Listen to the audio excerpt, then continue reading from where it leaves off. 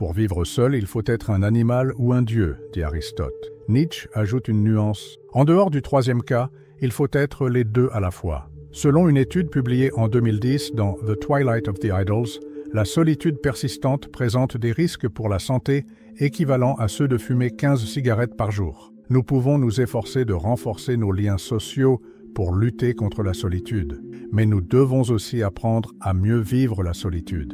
Après tout, toutes les personnes seules ne connaissent pas la solitude.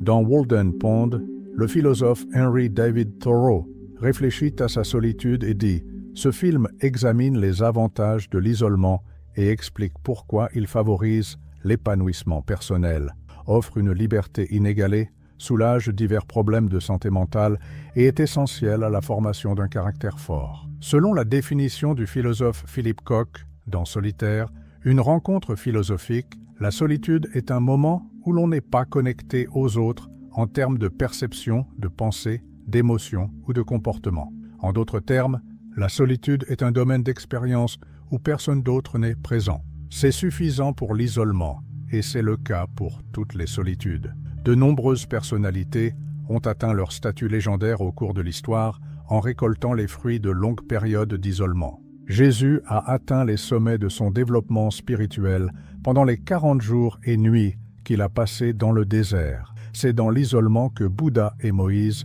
ont découvert les nobles principes moraux qui ont façonné leur vie. Loin de l'influence corruptrice de la société, Marc Aurèle, Friedrich Nietzsche, Ralph Waldo Emerson, Albert Camus, Henry David Thoreau et bien d'autres philosophes ont fait de l'isolement un havre de paix pour développer leurs idées philosophiques et leur caractère. Par exemple, au bout d'un certain temps, on a toujours l'impression qu'ils veulent prendre mon âme et m'exiler de moi-même, selon Nietzsche.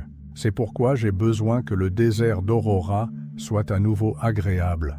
L'amiral Richard Byrd a enduré un hiver rigoureux en Antarctique avec de longues nuits sombres, un froid glacial et une solitude qu'aucune puissance sur Terre ne pouvait soulager pendant au moins 6 mois.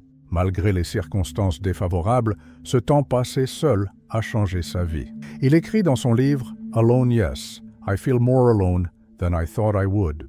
De nombreuses questions qui étaient auparavant résolues dans mon esprit semblent maintenant se cristalliser et mon sens des valeurs évolue. Pourquoi certaines personnes apprécient-elles la solitude alors que d'autres la considèrent comme un fardeau?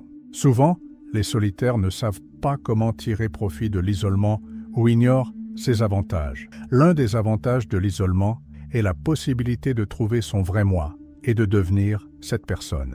Un homme ne peut être lui-même que lorsqu'il est seul, selon le Schopenhauer, et s'il n'apprécie pas la solitude, il ne connaîtra pas la liberté, car la véritable liberté ne peut être vécue que lorsqu'on est seul. Dans les essais et les aphorismes, la restriction est constamment présente dans la société comme un compagnon auquel on ne peut échapper, et la capacité d'un homme à faire les sacrifices qu'exige tout lien avec les autres sera inversement corrélée à la force de son individualité. Il faut tenir compte des limites des relations sociales pour apprécier la liberté que procure l'isolement. Une existence saine nécessite des amis, une famille et des partenaires amoureux.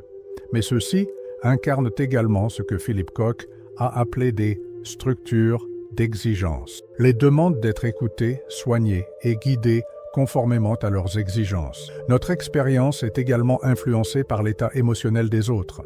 Les personnes positives nous font nous sentir mieux, mais les personnes négatives peuvent nous faire nous sentir moins bien. Notre état émotionnel est fréquemment influencé par les personnes qui nous entourent. R.D. Leng a été noté « Il ne s'amuse pas, et s'il ne s'amuse pas, je ne m'amuserai pas non plus. Je peux m'amuser avec eux si je peux faire en sorte qu'ils s'amusent. » Il n'est pas agréable de faire en sorte que les enfants s'amusent, c'est une tâche laborieuse. Même de parfaits inconnus ont un impact sur nos expériences. Jean-Paul Sartre, un philosophe, nous conseille de nous imaginer seuls dans un parc, en train d'admirer les arbres, le soleil et les oiseaux. Ils ne sont là que pour nous, mais notre expérience est modifiée lorsque quelqu'un d'autre s'assoit à côté de nous sur un banc. Notre connexion paisible avec le monde naturel est perturbée lorsque nous réalisons que nous sommes désormais un objet dans l'esprit de quelqu'un d'autre. William James, psychologue, a également souligné la sensation décourageante qu'éprouve un promeneur solitaire lorsqu'il aperçoit un autre promeneur venant de loin. Il se sent instantanément moins libre, moins capable d'être simplement lui-même et plus conscient de lui-même. C'est ce que Sartre a voulu exprimer par l'expression « l'enfer, c'est les autres » ou, comme le dit Sartre, « je suis obligé de me juger comme un objet en me basant uniquement sur l'apparence de l'autre puisque c'est ainsi que je lui apparais. » Sartre, Jean-Paul, Existence et néant. Puisque la solitude se définit par l'absence de contraintes et une liberté inaccessible dans l'interaction sociale, toutes ces limitations sont absentes dans la solitude.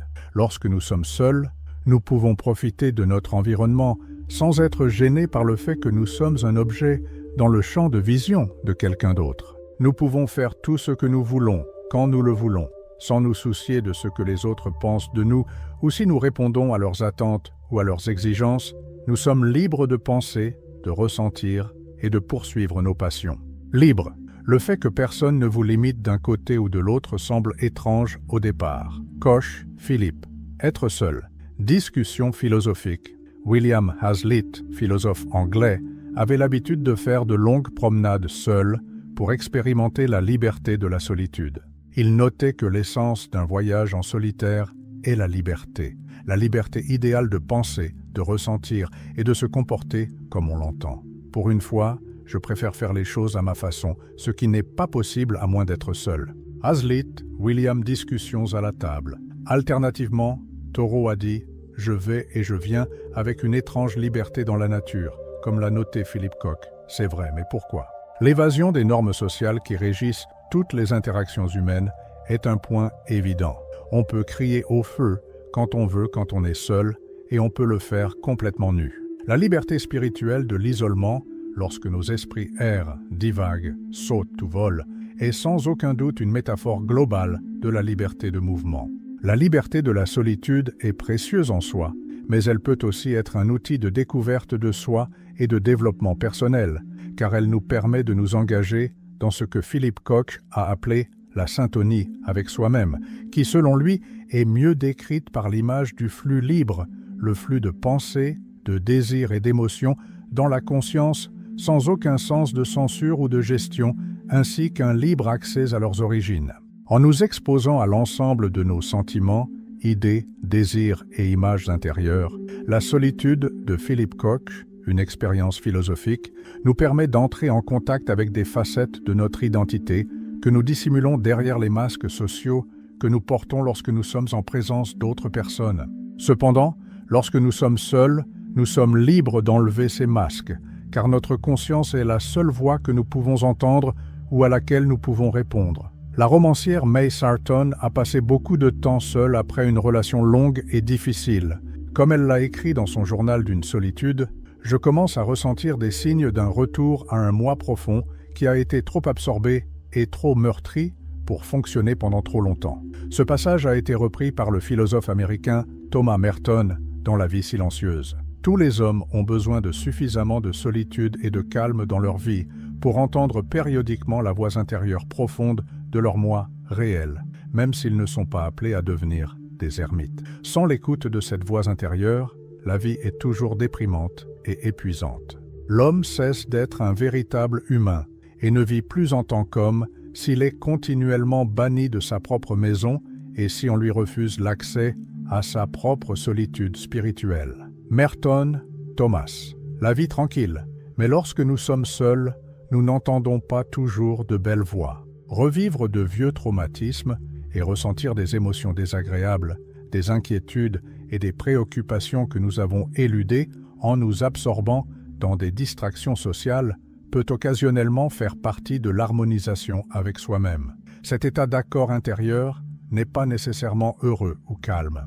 Il implique parfois de ressentir les tensions, les colères et les rappels de la mort que nous avons tenté d'ignorer avec une terrible intensité. Lorsque les personnes sur lesquelles nous pourrions, par inadvertance, dangereusement ou à tort, déverser notre colère, notre jalousie, notre dépendance et notre éloignement ne sont pas là, nous pouvons ressentir ces émotions en toute sécurité. Philippe Koch, une rencontre philosophique dans la solitude, même si les conflits et les émotions qui surgissent lorsque nous sommes seuls, peuvent être douloureux, leur apparition nous offre l'occasion de les affronter. Si nous profitons de cette occasion pour nous asseoir en silence et laisser nos angoisses et nos sentiments bouleversants prendre le dessus, nous pouvons les traiter, les résoudre et les laisser partir, ainsi que guérir les problèmes de santé mentale chroniques qu'ils ont causés. Ce pouvoir curatif de la solitude n'est pas exagéré. Albert Camus a dit qu'une fois qu'un homme a appris, et pas sur le papier, à rester seul avec son chagrin et à surmonter son besoin de fuir, il n'a plus rien à apprendre. S'inspirant des idées du bouddhisme zen, le médecin japonais Shoma Morita a créé un type de psychothérapie qui renonce aux interventions thérapeutiques et pharmaceutiques pour offrir au patient un cadre solitaire où il est contraint d'affronter la souffrance qu'il a évitée. Comme l'explique Yil Saveit, le patient névrosé doit être mis au repos complet pendant 1 semaine à son arrivée à l'hôpital, période pendant laquelle il n'est pas autorisé à fréquenter d'autres personnes. Il n'a pas le droit de lire ou d'écrire sur un téléphone fumeur, d'écouter la radio ou de regarder la télévision.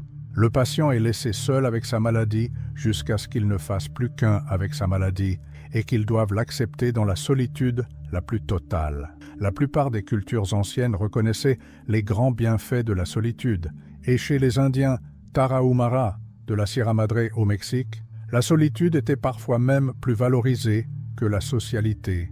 Un enfant de 6 ans peut prendre sa ration de maïs pinole, réduit en poudre, et partir avec les moutons pendant 1 semaine ou 2 sans voir personne d'autre avant de revenir, selon le professeur Job Rofeldi, qui a observé ce qui s'apparente à un culte de la solitude. Lorsqu'on leur demande de parler avec d'autres Indiens Girofeldi, ces Indiens se sentent déconcertés et honteux parce qu'ils sont tellement habitués à vivre seuls. Même dans les sociétés où les gens vivaient plus en communauté, l'homme de Rofeldi, l'animal solitaire, a connu de longues périodes de solitude pour l'aider à franchir les étapes importantes de sa vie. Par exemple, les voyages en solitaire étaient une composante essentielle des rites de passage, qui marquaient la transition d'un adolescent à un homme. Comme l'explique James Hollis, l'isolement rituel est une introduction à une vérité fondamentale. Aussi tribale que soit notre vie sociale, nous sommes seuls sur le chemin et devons apprendre à chercher la force et le réconfort en nous-mêmes. Un garçon était emmené dans un camp isolé dans le désert, où il restait seul parfois pendant des mois.